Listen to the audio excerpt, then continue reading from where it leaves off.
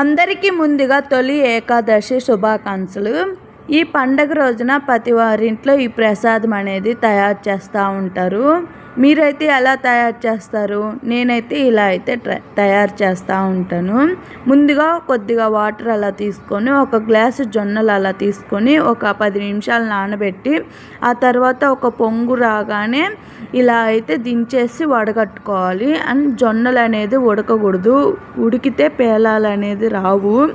ఇట్లా ఒక పొంగు రాగానే వాటర్ అన్నీ వడగట్టుకొని, ఆలోపు బెల్లం మెత్తగా చేసుకొని ఒక కాటన్ క్లాత్ అలా తీసుకొని ఇలా ఆ జొన్నల్లో ఉన్న వాటర్ మొత్తం పీల్చేసిద్ది. ఒక అరగంట సేపు అయితే ఇట్లా ఆరబెట్టాలి.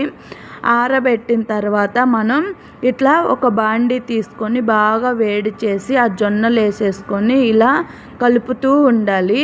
అప్పుడే జొన్న పెళ్ళాలు అనేది వస్తాయి. ఈ జొన్న పెళ్ళాలతో పిండి చేసి అండ్ ప్రసాదంగా అయితే పెడతారు ఈ తొలి ఏకాదశి రోజున, పండగ రోజున. అండ్ మా ఇంట్లో వాళ్ళైతే నాకు చెప్పారు.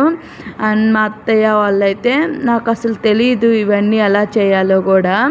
ఆ తర్వాత జొన్న పెళ్ళాలు, పప్పులు, బెల్లం, మీ దగ్గర ఉంటే యాలక్కాయలు కూడా వేసుకోవచ్చు. ఇట్లా కొద్దిగా అండ్ మిక్సీ అయితే పట్టుకోవాలి. మరీ మెత్తగా పట్టుకోకూడదు. ఇట్లా అయితే బరక పట్టుకుంటే ఈ ప్రసాదం అనేది తయారీ అయిపోద్ది.